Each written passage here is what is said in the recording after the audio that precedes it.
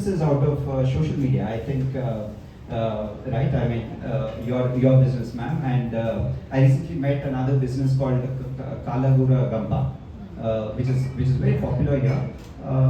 That entrepreneur made business out of YouTube, right? Again, that's another way to look at how the world is going. All of us have got smartphones. All of us got these YouTube, and so we're spending so much time there. When you spend so much time there, you can get influenced by it, and right? I mean, somebody I mean, our whole business is built because of YouTube, right? Just like your story. I mean, when I was listening to your story, I was recollecting their business. It's a huge, big, credible way to build businesses, right? The world is going towards social media, so you participate there and then get the customers from there. It's a very, very credible way.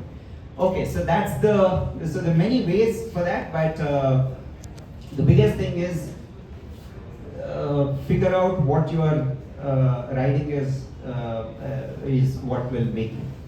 Okay? Okay. So the second important thing after you find out what business you want to do, the second biggest characteristic that I've seen amongst very successful founders is that they are salespeople. Sometimes they may not be salespeople, but they are blessed. But many times they are salespeople. They know how to sell, right?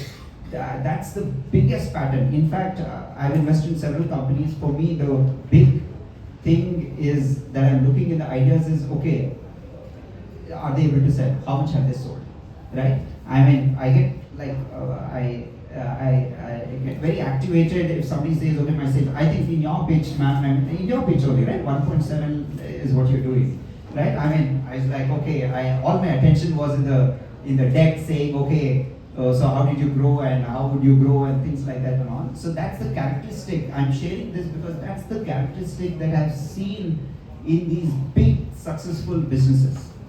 So if you are not, many of us are not come from sales background, like I myself, right? I mean, I'm not from sales background, I'm from engineering background, but I hope this insight will help you. I mean, all of us can learn sales. If you don't want to learn sales, we can hire salespeople. But sales is a big ingredient of your success, right? So you allocate money, you just hire good salespeople, put them on the job, and then you'll be a very different business 6 months later. Yeah? To give you an example, just few blocks away is our IKEA, right? Yeah? So when IKEA started, like there was so much queue here, right? I mean, people even, I think it became news. There's so much traffic and etc. here. So how many of you know the IKEA founder story? Nobody knows? IKEA founder story? Okay. So IKEA is known for what? It's known for furniture, right? Worldwide.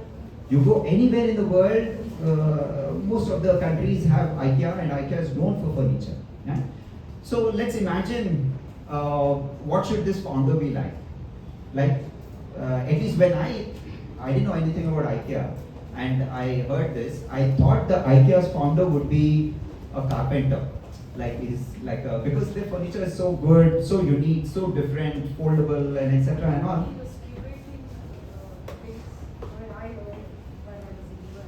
Okay. He was trying to curate things from elsewhere and elsewhere shop. Trying to put a label idea and sell it. Yeah.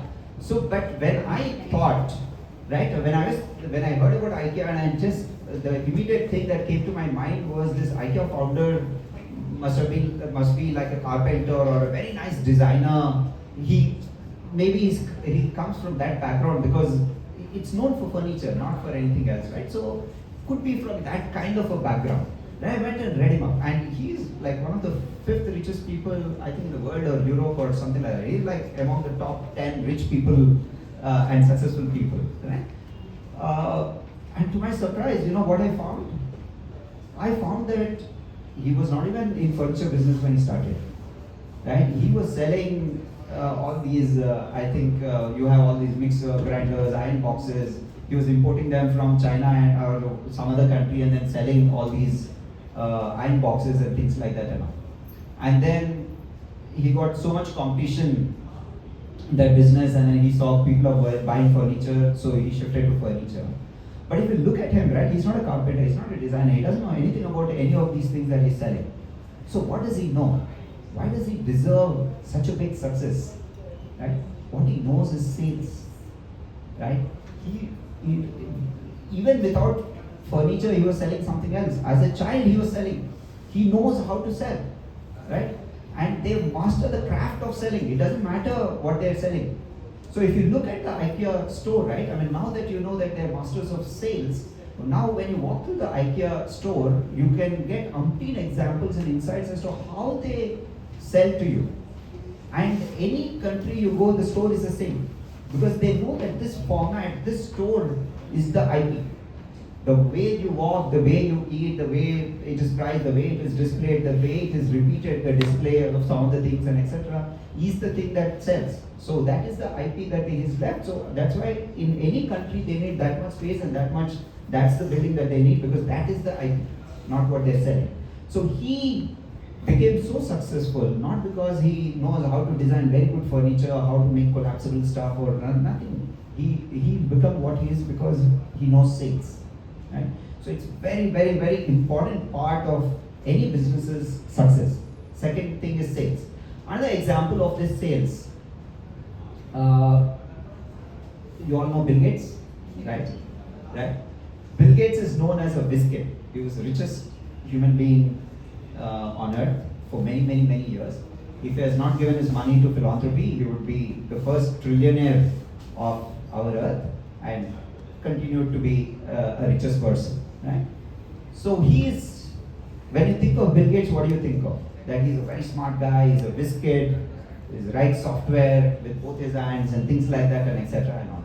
Do you think that is what contributed to his success? What has contributed to his success?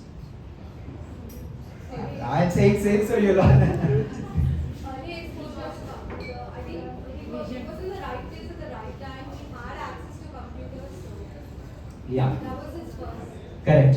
He had access to computers and etc. and all, but he is also, if you go beyond his biscuit story, right? He is a big sales guy. You know what? He sold software before even he had the software ready. Right? He went to a prospective business and then he said, oh, I have the software ready, and then he committed, he took some $3,000 from them and then came back and told his partner, oh, I sold this software, now we have to create this software. Right?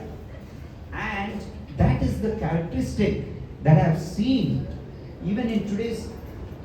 In fact, I made a lot of money in one company that I invested in who did the same thing. Right? They were pitching, they said, we have a customer, then I said, where's the software? They said, we'll make the software. Right? And she made me, it's a woman entrepreneur, she made me so much money, and I'm like, good to lose money in several companies. Right? And she's a salesperson. I invested again in her second company, and I'll invest as long as she's selling. Right? It doesn't matter what business. She's in a very different business, but she's a salesperson. So I'll continue to invest in her. And that's the characteristic even in today's businesses, and I'm a beneficiary of that. So please think of sales even before your product is ready.